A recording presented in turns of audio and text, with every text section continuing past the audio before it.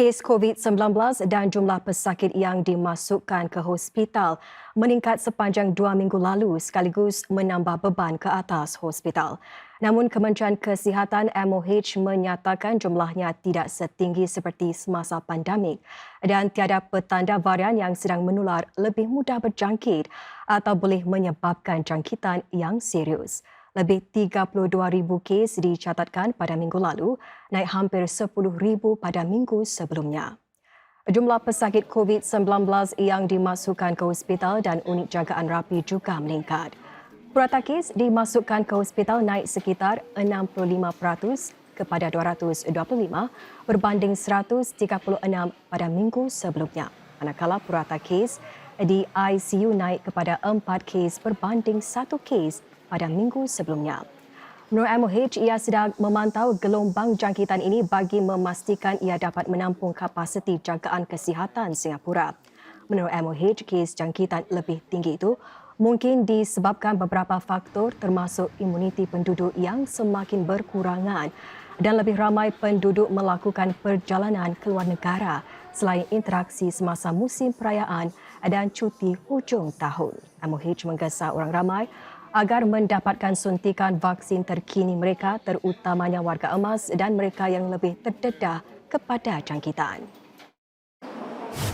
Dalam pada itu, MOH menyangkal dakwaan bahawa penghasilan dan penggunaan vaksin mRNA menyebabkan varian atau mutasi virus baharu. MOH mengeluarkan penjelasan fakta untuk membidas sebuah artikel yang diterbitkan Dr. Gabriel Un yang mencadangkan bahawa vaksin COVID-19 sebenarnya tidak berkesan. Menurut MOH, orang ramai perlu mengikut bukti saintifik. Tambahnya, virus secara semula jadi akan menjalani mutasi. Selain itu, tidak ada bukti bahawa vaksin mRNA menyumbang kepada proses itu. Bertentangan dengan apa yang didakwa Dr. Un, MOH menjelaskan bahawa vaksin tidak mengandungi virus hidup. Ia juga menekankan bahawa terdapat bukti saintifik yang menunjukkan bahawa vaksinasi dapat mengurangkan risiko penyakit teruk dan kematian akibat COVID-19. Kadar vaksinasi tinggi di Singapura juga merupakan sebab mengapa ia mempunyai salah satu kadar kematian yang paling rendah di dunia.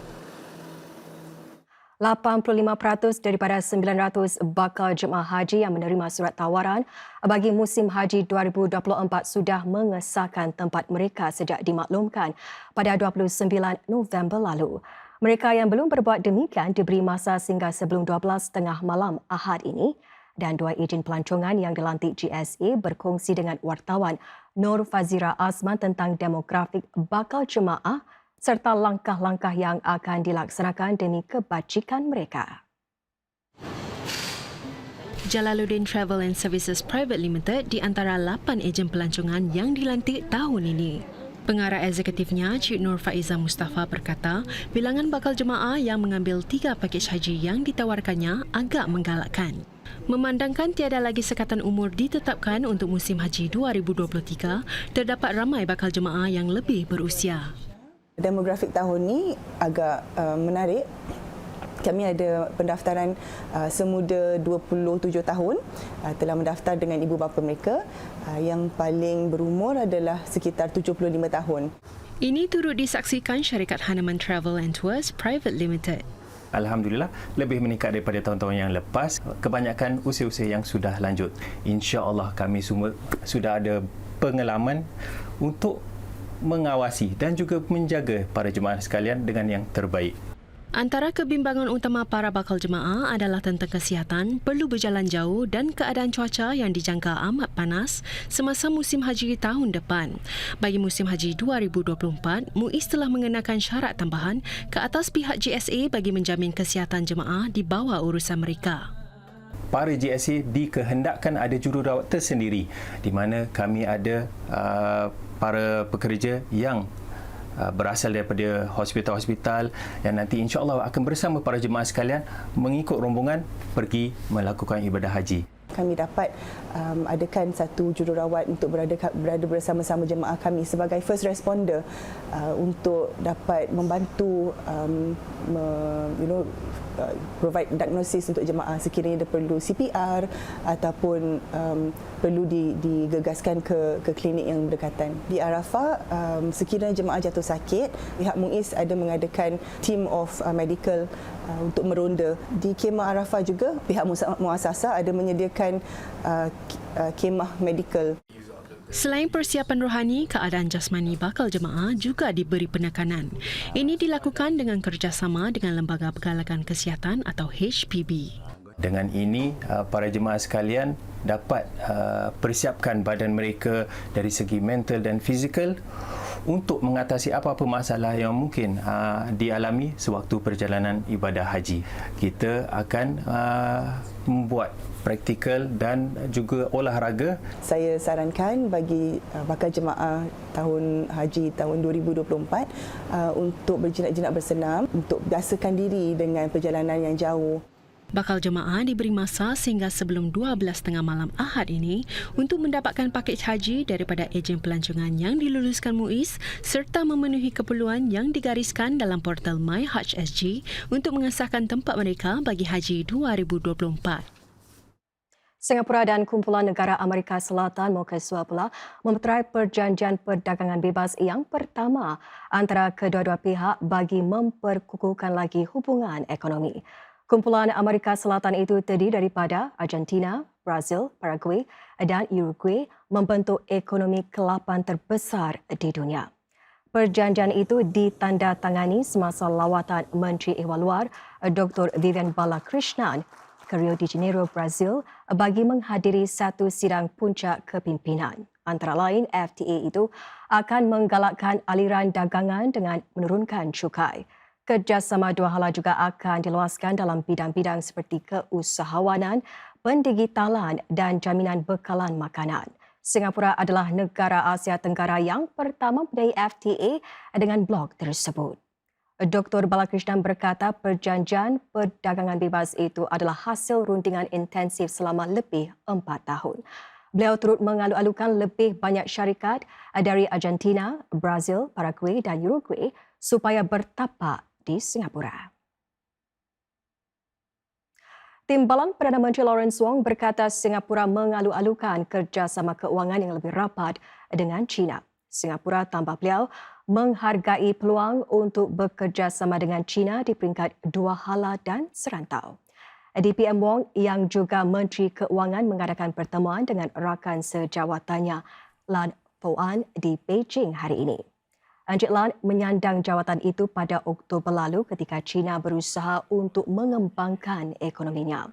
Menyifatkan Encik Lan sebagai sahabat baik Singapura, DPM Wong menarik perhatian bahawa beliau telah terlibat dalam projek-projek dengan Singapura pada masa lalu. Encik Lan sebelum ini ialah seorang pegawai pemerintah dan kemudian menjadi Nat Gubernur Guangdong. Under the upgraded partnership between our two countries, which both sides have agreed should be all-round, high-quality, future-oriented. Within that framework, we look forward to having closer cooperation with you and your team in terms of financial cooperation, and we look forward to seeing how we can continue to work together bilaterally and also at our various regional forums. Menteri Pembangunan Sosial dan Keluarga Mas Agus Zulkifli menzahirkan harapan agar langkah terbaru Setiausaha Agung PBB Antonio Guterres menggunakan artikel 99 Piagam PBB dalam surat kepada Majlis Keselamatan PBB akan membolehkan bantuan kemanusiaan yang mendesak segera disampaikan kepada penduduk awam di Gaza.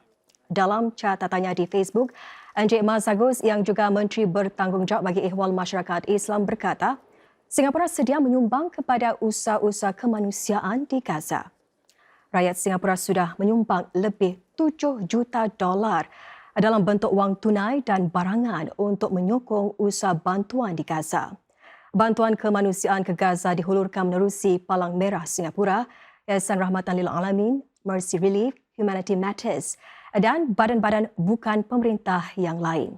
Sebuah pesawat RSAF turut dikerah untuk menghantar bekalan bantuan ke Mesir.